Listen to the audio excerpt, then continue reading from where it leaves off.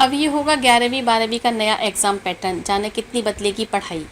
CBSE के स्कूलों में पढ़ने वाले छात्रों के लिए बड़ा फैसला लिया है इस साल।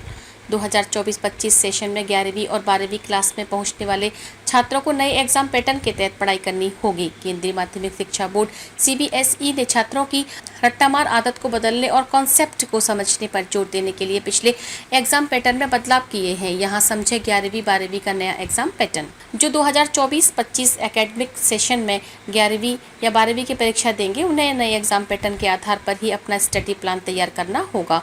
सीबीएसई ने फैसला लिया है कि परीक्षा में आने वाले लॉन्ग आंसर और शॉर्ट आंसर प्रश्नों को कम किया जाएगा ताकि छात्रों से वेटेज को कम किया जा सके। इसकी जगह पेपर में कॉम्पिटेंसी बेस्ड प्रश्न ज़्यादा जाएंगे, यानी पेपर में MCQS प्रश्नों पर ज़्यादा फोकस किया जाएगा।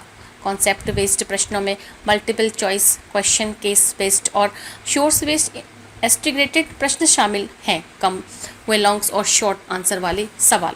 बता दें कि अभी तक 11वीं और 12वीं की परीक्षाओं में 40% प्रश्न कॉन्सेप्ट बेस्ड पूछे जाते थे, लेकिन अब नए सत्र यानी कि 2024-25 की परीक्षाओं में कॉन्सेप्ट बेस्ड प्रश्नों को बढ़ाकर 50% कर दिया गया है। वहीं पेपर में 40% लॉन्ग आंसर और शॉर्ट आंसर वाले प्रश्न आते थे, जिन्हें अब घटाकर 30% कर दिया गया है। सीबीएसई ने क्यों बदला एग्जाम फॉर्मेट? दरअसल सीबीएसई ने यह फैसला इसलिए लिया है कि ताकि छात्रों की रटने के बजाय कॉन्सेप्ट को समझने की कोशिश करें। लॉन्ग आंसर या शॉर्ट आंसर से अंक कमाने के चक्कर में छात्र बड़े बड़े आंसर रट लेते हैं। अगर पेपर में ऐसे प्रश्नों की संख्या कम कर दी जाए तो कॉम्पिटेंसी बेस्ड प्रश्नों का आंसर देने के लिए छात्रों को विषय को अच्छे से समझना होगा। इस एग्जाम फॉर्मेट के रिजल्ट से यह भी साफ हो जाएगा कि छात्र विषय के कॉन्सेप्ट को कितना अच्छे से समझ पाए हैं। एग्जाम पैटर्न बदलने पर बोर्ड ने दी ये जानकारियां।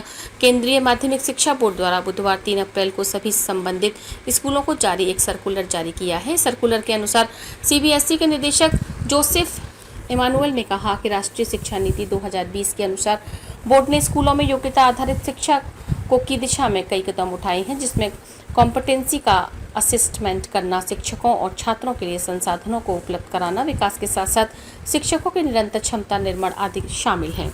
कक्षा 9वीं 10वीं के परीक्षा पैटर्न में कोई बदलाव नहीं।